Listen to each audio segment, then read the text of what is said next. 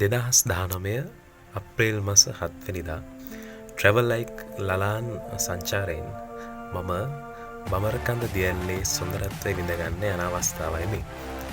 ඉතින් මේ දියැල්ලට එන්න පුළුවන් බෙලිහුල්ලය පාස් කරලා ඉස්සරහට එනකොට කළුපහන් කියන ග්‍රාමය හම්බ වෙනවා. මේකෙන් වම් පැත්තට තියෙනවා පාර අපි කියන්නේ යක්ෂ පඩිපෙළ පාර. මේ පඩිපෙළ පාරේ කිලෝමීටර් 5ක් විතර ඉස්සරහට ආපුවාම වම් අත පැත්තට තියෙනවා ටිකට් කවුන්ටරයක්. ඒකෙන් යන පාර තමයි මේ ඔයගොල්ලෝ දකින්නේ.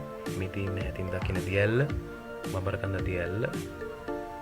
ජල පහරේ මට්ටම නම් ගොඩක් අඩුයි.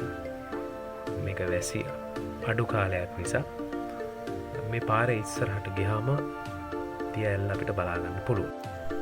උසින් මීටර් 263ක් වෙච්ච බඹරකන්ද දියැල්ල තමයි මේ ඔයගොල්ලෝ දකින්නේ. මේ දියැල්ල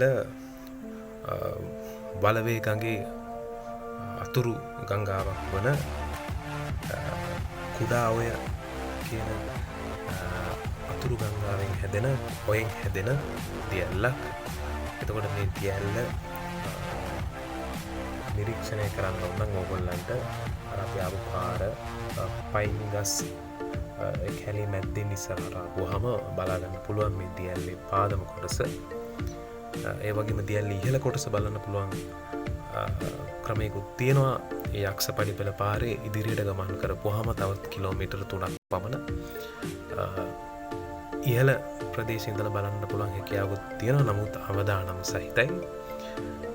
මේ දියැල්ලේ සුන්දරත්වය පාදම කොටසට ඇවිල්ලා බලන්න පුළුවන් විදිහට වන සංරක්ෂණ දෙපාර්තමේන්තුවෙන් මේක නිර්මාණය කරලා තියෙනවා. මේ ඔයගොල්ලෝ දකින්නේ මේ නිර්මාණය කරපු ස්ථානය.